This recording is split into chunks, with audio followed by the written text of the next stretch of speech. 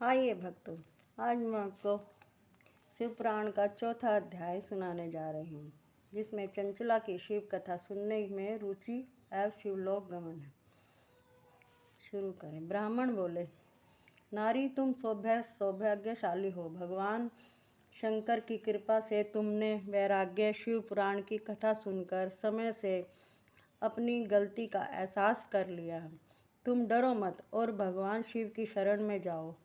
उनकी परम कृपा से तुम्हारे सभी पाप नष्ट हो जाएंगे। मैं तुम्हें भगवान शिव की कथा सहित वह मार्ग बताऊंगा जिसके द्वारा तुम्हें सुख देने वाली परम गति प्राप्त होगी।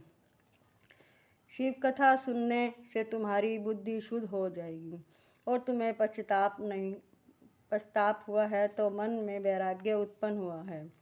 पश्चाताप की पाप करने वाले पापियों के लिए सबसे बड़ा प्रायश्चित है। पश्चाताप की पापों का शोक है, इससे ही पापों की शुद्धि होती है।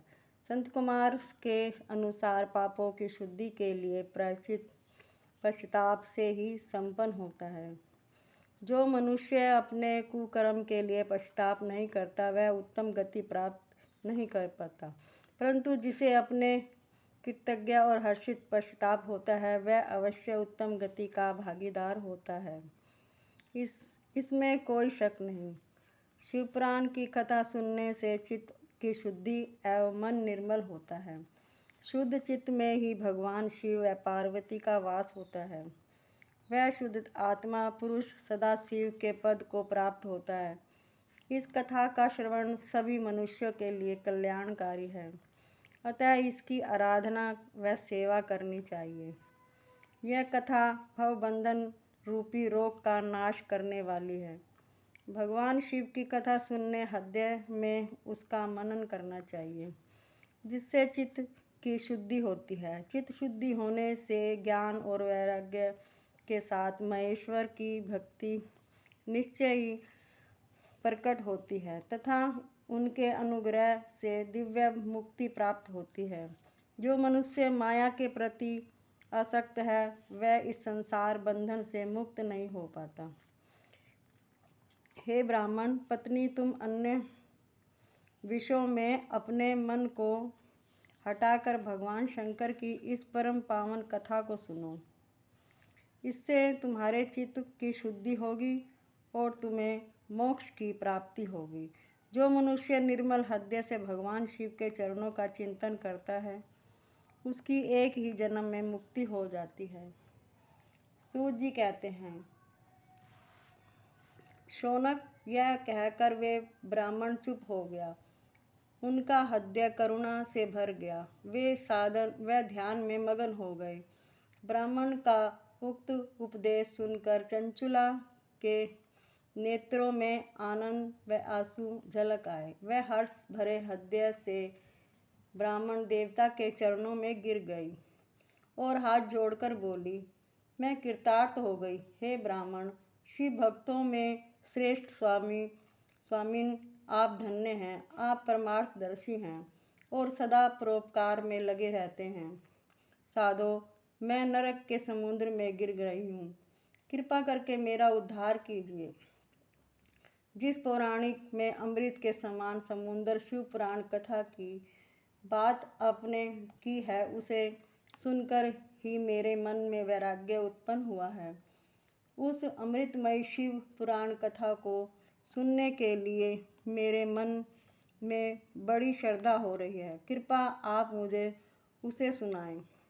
सूत जी कहते हैं, शिव पुराण की कथा सुनने की इच्छा मन के लिए हुए चंचला उन ब्राह्मण देवता की सेवा में वहीं रहने लगी।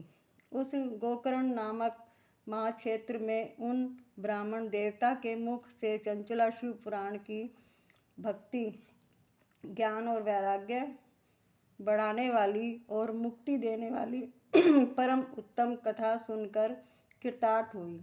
उसका चित्त शुद्ध हो गया। वह अपने हृदय में शिव के सगुण रूप का चिंतन करने लगी। वह सदैव शिव से सच्चिदानंदमय रूप स्वरूप का स्मरण करती रही। तत्पश्चात अपना समय पूर्ण होने पर चंचला ने बिना किसी कष्ट के अपना शरीर त्याग दिया। उसे लेने के लिए एक दिव्य विमान वहां पहुंचा। यह विमान शोभा साधनों से सजा था एवं शिव गणों से सुशोभित था। चंचला विमान से शिवपुरी पहुंची। उसके सारे पाप धुल गए। वह दिव्य अंग को हो गई।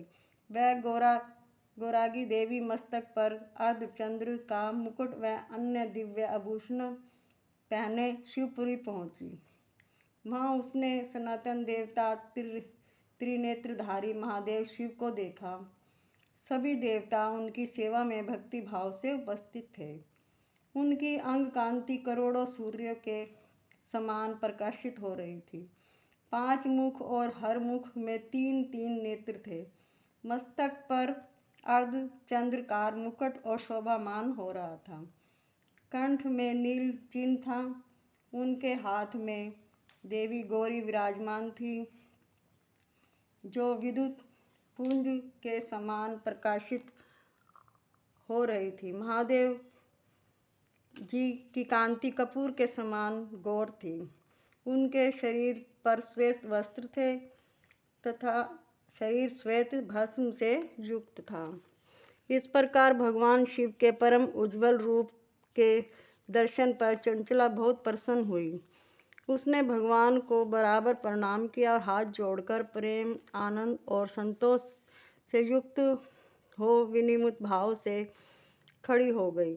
उसके नेत्र से अर्धानुसार की धारा बहने लगी।